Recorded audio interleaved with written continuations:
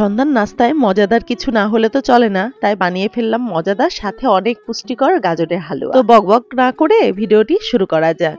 Hello everyone, কেমন আছেন সবাই? আমরা তো ভালোই আছি। আজকে সন্ধ্যাবেলার নাস্তায় তৈরি করব গাজরের হালুয়া। অনেকদিন থেকে গাজর আনা হয়েছিল, তো হালুয়া করার ইচ্ছাও ছিল, তো করে ওঠা হয় না সময়ের জন্য। আজকে তাই ভাবলাম যে না, আর সময় করে অপেক্ষা করা যাবে না, আজকে হচ্ছে গাজরের হালুয়াটা করেই ফেলবো। তার জন্য আমি প্রেসার কুকারে গাজরগুলো ছোট ছোট করে কেটে দুধ দিয়ে তারপরে এলাচি দিয়ে আমি কিন্তু সেদ্ধ হতে বসিয়ে দিয়েছি। গাজর সেদ্ধ হওয়া হয়ে গিয়েছে, এখন ওই দুধ যেটুকু ছিল প্রেসারে সেগুলো দিয়ে ভালো মতো ব্লেন্ড করে নিব। অনেকে কিন্তু গাজরটা কুচি কুচি করে কেটে একবারে ঝিরিঝিরি করে তারপরে হালুয়াটা করে। আমার কাছে ওটা ভালো লাগে না অত, তার জন্য আমি একবারে সেদ্ধ করে ব্লেন্ডারে একবারে প্লেন করে তারপরে কিন্তু আমি হালুয়াটা বানাই।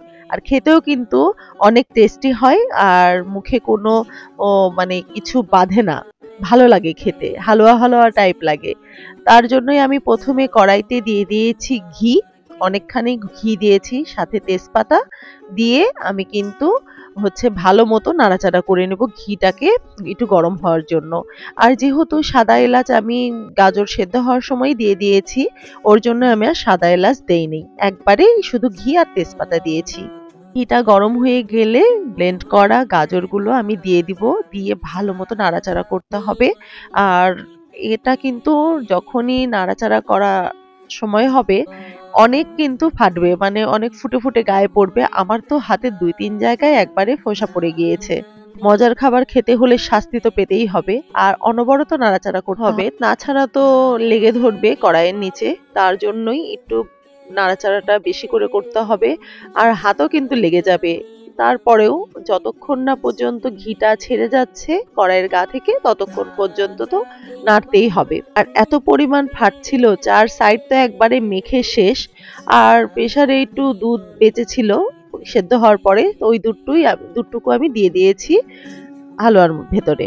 দুধ দেওয়ার পরে পরিমাণ মতো চিনি যারা একটু বেশি মানে মিষ্টিটা বেশি খান তারা কিন্তু চিনিটা একটু বেশি দিতে পারেন। আমি যেহেতু কম খাই সেজন্য আমি তুলনামূলকভাবে একটু কম দিয়েছি। আর চাইলে আপনারা একটু কিশমিশ তারপরে কাজু বাদাম ভেজে দিতে পারেন। আমি আজকে সেই দুটোর একটাও দিইনি, কারণ আমি পছন্দ করলেও আমার বর ছেলে পছন্দ করে না, তাই দেই নাই। এখন দিয়ে দিব গুঁড়া দুধ। গুঁড়া দুধ দিলে স্বাদ তো আরো ডবল বেড়ে যায়। এই গুঁড়া দুধ দেওয়ার পরে মনে হলো আর একটু চিনি দেওয়া দরকার, তাই আর একটু চিনি দিয়ে ভালো মতো নাড়াচাড়া করে নিব। আর সর্বশেষ নামানোর আগে দিয়ে দিব ঘি। আর এই ঘিয়ের গন্ধটা এত ভালো আসে হালুয়াতে, আর নামানোর আগে কিন্তু অবশ্যই দিবেন।